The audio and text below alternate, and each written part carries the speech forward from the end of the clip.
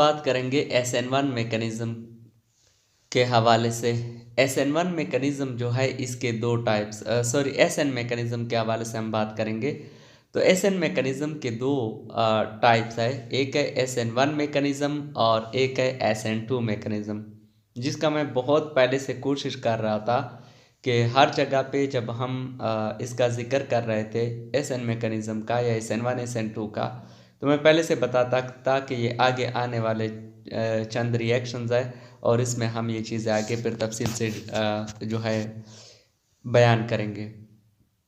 तो अभी पहुँचते पहुँचते हमने carbocation, nucleophile, substrate, good leaving group, बहुत सारी चीज़ें हम क्लियर कर चुके हैं। तो SN मैकेनिज़्म तक पहुँचते पहुँचते ये इतने ही इजी हो चुके हैं कि आप लोगों को सबसे ज़्यादा इजी अब ये दो पॉइंट्स लगेंगे, जो सबसे ज़्यादा आसान होंगे, जो सबसे ज़्यादा जल्दी क्लियर होंगे। तो इसमें पहली बात यहाँ पे है कि पहले हम डिस्कस करते हैं SN1 मैकेनिज़्म को। SN1 मैकेनिज़्म में जो S है इसका मतलब है सब्सटीट्यूशन और N का मतलब है न्यूक्लियोफिलिक और 1 का मतलब है यूनिमोलिकुलर। यूनिमोलिकुलर का मतलब ये है कि एक ही मॉलिक्यूल पे ये डिपेंड करेगा। तो यहाँ पे एक और ख़ास बात इसमें यह है कि ये 2 स्टेप मैकेनिज़्म है, यानी ये ऐसा मैकेनिज़्म है जो 2 स्टेप में कंप्लीट होगा। और याद रखिए कि पहला स्टेप इसमें जब 2 स्टेप मैकेनिज़्म होगा तो एक पहला स्टेप हो गया, एक दूसरा स्टेप हो गया। तो पहले स्टेप को रेट डिटर्मिनिंग स्टेप कहते हैं या इसको रेट कंट्रोलिंग स्टेप कहते हैं। यानी पहला ही स्टेप वो स्टेप होगा जहां से हम रेट ऑफ रिएक्शन मालूम करते हैं या काइनेटिक एविडेंस जो मिलते हैं वो हमें पहले ही स्टेप से ही मिलते हैं। तो थोड़ा सा अब मज़ीद इसको आगे डिस्कस करते हैं, मैकेनिज़्म की तरफ जाते हैं। तो पहला है स्टेप नंबर 1। स्टेप नंबर 1 को अगर देखा जाए तो इसमें ये है सबस्ट्रेट और यहाँ पे लिखा हुआ है कि ये स्लो स्टेप है और इसको बोला जाता है रेट कंट्रोलिंग स्टेप, यानी हम रेट ऑफ रिएक्शन इस स्टेप से मालूम करते हैं।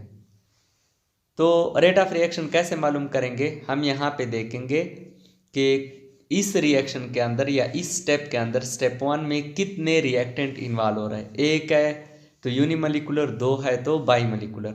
तो आप लोग देख सकते हो कि इस स्टेप के अंदर कितने इन्वॉल्व है, एक ही रिएक्टेंट इन्वॉल्व है, यानी सबस्ट्रेट इसमें इन्वॉल्व है। तो यहाँ पे हम देखते हैं स्टेप 1 में क्या होता है, ये रेट कंट्रोलिंग स्टेप है, ये स्लो स्टेप है। इसमें होता ये है कि ये जो हैलोजन है ये क्या हो जाता है, ये खुद ब खुद निकल जाता है और ख़ुद ब खुद ये उस केस में निकल सकता है जब स्टेबल कार्बोकेटाइन फार्मेशन पॉसिबल हो। यानी अगर ये प्राइमरी सबस्ट्रेट था तो फिर SN1 मैकेनिज़्म मुश्किल है कि इसमें हो जाए, और अगर SN2 था तो उसमें चांसेस होते हैं लेकिन इतने ज़्यादा नहीं जितने ज़्यादा चांसेस टर्शरी सबस्ट्रेट में होते हैं। तो आप लोग यहाँ पे देख सकते हैं कि यहाँ टर्शरी अल्काइल हैलाइड है, टर्शरी सबस्ट्रेट है। तो टर्शरी सबस्ट्रेट क्या कौन सा कार्बोकेटाइन देगा, टर्शरी कार्बोकेटाइन देगा। और इसको मैं पहले वीडियो में डिस्कस कर चुका हूँ कि यहाँ पे जो R ग्रुप है वो क्या है, इसकी sp3 हाइब्रिडाइजेशन होती है और सेंटर में जो पॉजिटिव है इसकी sp2 हाइब्रिडाइजेशन होती है। लिहाजा ये R ग्रुप जो है वो क्या करते हैं, वो इलेक्ट्रॉन देते हैं और इसको स्टेबलाइज करते हैं। तो टर्शरी कार्बोकेटाइन ज़्यादा स्टेबल होता है।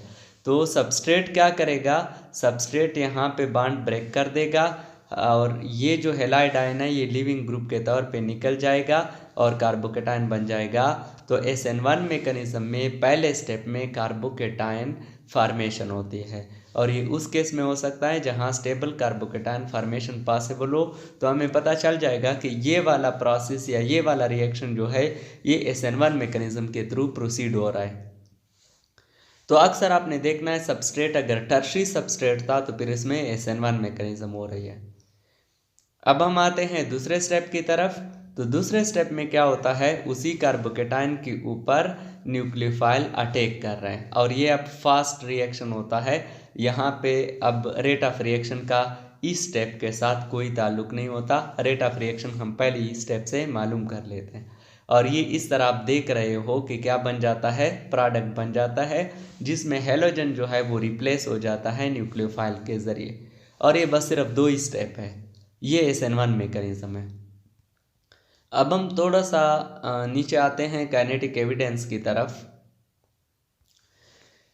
काइनेटिक एविडेंस में क्या होगा, काइनेटिक एविडेंस में जो मैंने यहाँ पे पहले बात की थी, यहाँ पहले स्टेप में जो मैं जिक्र कर रहा था रेट कंट्रोलिंग स्टेप का, काइनेटिक एविडेंस यही चीज़ है।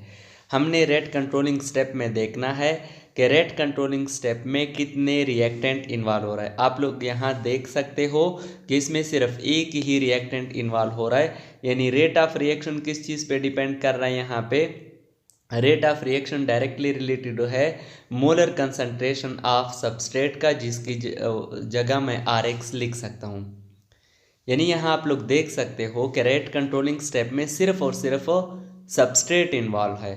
तो सबस्ट्रेट अगर इन्वॉल्व है मतलब ये है कि रेट ऑफ रिएक्शन सिर्फ और सिर्फ मोलर कंसंट्रेशन ऑफ सबस्ट्रेट पे डिपेंड कर रहा है, और वो भी डायरेक्टली। रेट लॉ आप लोग फर्स्ट ईयर में पढ़ चुके हैं।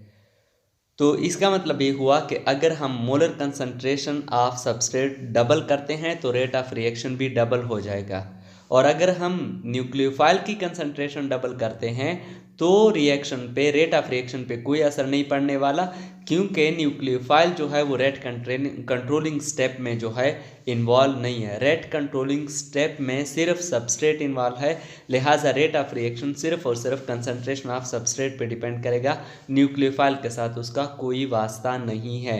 याद रखें कि रेट कंट्रोलिंग स्टेप में जो भी चीज़ इन्वॉल्व हो गया, जो भी केमिकल इन्वॉल्व हो गया, रेट ऑफ रिएक्शन उसकी कंसंट्रेशन पे डायरेक्टली डिपेंड करेगा, ये रेट लॉ है। तो ये तो हमने यहाँ पे डिस्कस कर लिया काइनेटिक एविडेंस का, जो यहाँ पे देख भी सकते हो। ये चीज़ अगर आप लोग इस तरह नहीं याद कर सकते थे तो सिंपल RX की कंसंट्रेशन लिख सकते हो, आप सिंपल RX लिख सकते हो, लेकिन न्यूक्लियोफाइल यहाँ पे नहीं लिखना है। तो ये किया गया यहाँ पे प्रोपोर्शनैलिटी को ख़त्म करने के लिए, तो इसको बोला जाता है रेट कांस्टेंट। अच्छा, अब यहाँ पे काइनेटिक एविडेंस तो हो गया, अब हम नीचे आते हैं थोड़ा सा और एक और पॉइंट डिस्कस करते हैं जिसको हम कहते हैं स्टीरियोकेमिकल एविडेंस। यानी यहाँ स्टीरियोकेमिस्ट्री पे बात हो रही है। आप लोग यहाँ पे देख सकते हो कि जो सेंटर वाला कार्बन है, उस सेंटर वाले कार्बन में क्या है, सेंटर वाले कार्बन में आप लोग देख सकते हो कि यहाँ पे इस पे पॉजिटिव चार्ज आया हुआ है। ये मैंने पहले भी आप लोगों को बताया, पहले भी हम डिस्कस कर चुके हैं कि वैसे जो हमारे पास R ग्रुप होते हैं इसमें sp3 हाइब्रिडाइजेशन होते हैं, तो ये भी sp3 हाइब्रिडाइजेशन, ये भी, और ये इन तीनों में sp3 हाइब्रिडाइजेशन है। लेकिन जहाँ पे पॉजिटिव चार्ज आया है वहाँ sp2 हाइब्रिडाइजेशन है, और जब भी sp2 हाइब्रिडाइजेशन होती है तो वहाँ मैंने आप लोगों को बताया था, इससे पहले वीडियो में भी डिस्कस किया था कि अगर कार्बन sp2 हाइब्रिडाइजेशन करता है तो उसमें एक ऑर्बिटल जो है वो अनहाइब्रिडाइज्ड रह जाती है। तो आप लोग यहाँ देखते हो कि यहाँ एक प्लेनर ज्योमेट्री बन जाती है, यहाँ पे आप लोगों को नज़र आ सकता है कि एक प्लेनर ज्योमेट्री बन गई है, और अब इस पे न्यूक्लियोफाइल अटैक करने वाला है स्टेप नंबर 2 में। अब ये पॉइंट याद रखें कि 2 तरह के अटैक होते हैं। ये न्यूक्लियोफाइल जब इस सबस्ट्रेट के ऊपर अटैक करेगा तो 2 तरह के अटैक होते हैं, एक फ्रंट साइड से अटैक होगा और एक बैक साइड से अटैक होगा। और इस कंपाउंड में अगर हम देखें, मैंने दोनों निशान लगाए हुए, इधर से भी निशान लगाया है और इधर से भी, क्योंकि ये जो शेप है यहाँ का ये प्लेनर है, और इसमें बैक साइड अटैक भी पॉसिबल है और फ्रंट साइड अटैक भी पॉसिबल है। न्यूक्लियोफाइल दोनों तरफ से 50% चांसेस रखता है अटैक के, यानी फ्रंट साइड से भी अटैक कर सकता है और बैक साइड से भी अटैक कर सकता है। तो यहाँ पे होगा एक 2 तरह के कंपाउंड बनेंगे, आप लोग यहाँ देख सकते हो। अगर न्यूक्लियोफाइल ने बैक साइड से अटैक कर लिया तो फिर ये कंपाउंड बनेगा जो आपको यहाँ पे नज़र आ रहा है, और अगर न्यूक्लियोफाइल ने फ्रंट साइड से अटैक कर लिया, ये अगर न्यूक्लियोफाइल यहाँ फ्रंट साइड से अटैक कर रहा है तो आपके पास ये वाला कंपाउंड बन जाएगा। अब इन दोनों कंपाउंड पे आप थोड़ा सा गौर करना है आपने, मैं थोड़ा सा, आप एक बार देख ले इस कंपाउंड को, आप एक बार देख ले, ये वाला जो कंपाउंड है इसको आप लोग गौर से देखें। ये जो R ग्रुप है ये इस साइड पे आए हुए हैं, R ग्रुप यहाँ पे है, और मैं यहाँ पे अब दोबारा आप लोगों को ले जाता हूँ, फिर वापस आएंगे इसी पॉइंट पे। हमने यहाँ से शुरू किया हुआ था और ये कंपाउंड हमने यहाँ से लिया हुआ था, ये कंपाउंड हमने लिया हुआ था। मैं ये कंपाउंड वहाँ स्टीरियो केमिकल एविडेंस में दोबारा बनाता हूँ और फिर आप लोगों को समझाता हूँ स्टीरियो केमिस्ट्री में फ़र्क किस तरह आ रहा है। तो ये कंपाउंड आपने देखना है, इस कंपाउंड को मैं यहाँ पे बनाता हूँ। जो रियल कंपाउंड था हमारे पास, जो शुरू में हमने लिया था, उसमें आर ग्रुप इस तरह थे, ये जो आर थे वो इस तरह लगे हुए थे और एक्स जो है वो यहाँ पे लगा हुआ था। और अब हम चंद कंपाउंड्स लेंगे और इसके साथ कंपेयर करेंगे। अगर ये न्यूक्लियोफाइल यहाँ बैक साइड पे अटैक कर रहा है और फिर ये वाला प्रोडक्ट बन रहा है, तो फिर आप यहाँ पे आर ग्रुप देख सकते हो। ये जो आर ग्रुप है ना, ये आप देख सकते हो। यहाँ पे ओरिजिनल में आर ग्रुप जो है वो इधर लेफ्ट साइड पे है और यहाँ के आर ग्रुप आप लोग देख सकते हो कि राइट साइड पे आ चुके हैं। मतलब मुकम्मल तौर पे कन्फिग्रेशन उल्टा हो चुकी है, कन्फिग्रेशन उलट गई है मुकम्मल तौर पे। जैसे आप एक अम्ब्रेला लेते हो, छतरी, और आप बाहर जाते हो, बारिश है, हवा चल रही है और हवा थोड़ा तेज़ हो जाए और जो छतरी है वो बिल्कुल जो है वो अपोजिट साइड पे ऐसे इन्वर्टेड हो जाए, उलट जाए, तो इसको कहते हैं इन्वर्जन। ये अगर न्यूक्लियोफाइल बैक साइड से अटैक करेगा तो ओरिजिनल कंपाउंड से कन्फिग्रेशन, जो ओरिजिनल कंपाउंड की ये कन्फिग्रेशन है, ये बिल्कुल इन्वर्टेड हो जाएगी, उलट जाएगी। तो इसको कहते हैं इन्वर्जन ऑफ कन्फिग्रेशन। तो मतलब ये हुआ कि SN1 मैकेनिज्म में बैक साइड अटैक भी पॉसिबल है और फ्रंट साइड अटैक भी पॉसिबल है। लेकिन जब बैक साइड अटैक करता है न्यूक्लियोफाइल तो फिर इन्वर्जन ऑफ कन्फिग्रेशन होती है, यानी ओरिजिनल कंपाउंड से जो है कन्फिग्रेशन अब मुकम्मल तौर पे उलट हो जाती है। और अगर फ्रंट साइड से अटैक करेगा तो फ्रंट साइड से अटैक करने के बाद आपके पास जो कंपाउंड आ रहा है वो ये वाला कंपाउंड आ रहा है और इसमें आप लोग यहाँ आर ग्रुप देख रहे हो, लेफ्ट साइड पे है। यहाँ ओरिजिनल में भी आप लोगों ने देखा कि आर ग्रुप जो है वो लेफ्ट साइड पे है और यहाँ जो अब फ्रंट साइड अटैक से कंपाउंड आ गया उसमें भी आप लोग देख रहे हो कि हमारे पास आर ग्रुप जो है वो लेफ्ट साइड पे है।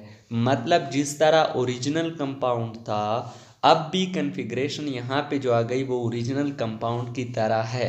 तो इसको कहते हैं रिटेंशन ऑफ कन्फिग्रेशन, यानी कन्फिग्रेशन बरकरार रही। यहाँ कन्फिग्रेशन उलट गई तो हमने बोला इन्वर्जन ऑफ कन्फिग्रेशन हुई है, और यहाँ कन्फिग्रेशन में कोई चेंज नहीं आया तो इसको बोलते हैं रिटेंशन ऑफ कन्फिग्रेशन हो गई है।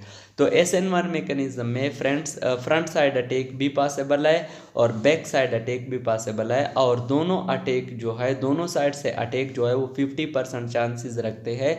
लिहाजा इस SN1 मैकेनिज्म में जो प्रोडक्ट बनते हैं वो दो तरह के बनते हैं। एक वो प्रोडक्ट बनते हैं जिसमें इन्वर्जन ऑफ कन्फिग्रेशन होती है और एक वो प्रोडक्ट बनते हैं जिसमें रिटेंशन ऑफ कन्फिग्रेशन होती है। बस ये SN1 मैकेनिज्म है, इतनी सी बात है इसमें। पहले हमने थोड़ा सा इसको इंट्रोड्यूस करना है, फिर हमने उसका 2 स्टेप वाला मैकेनिज्म पढ़ना है। इसमें पहले स्टेप में रेट कंट्रोलिंग स्टेप वगैरह को समझना है और फिर काइनेटिक एविडेंस है और स्टीरियो केमिकल एविडेंस है। बस इतनी सी बात है SN1 मैकेनिज्म में।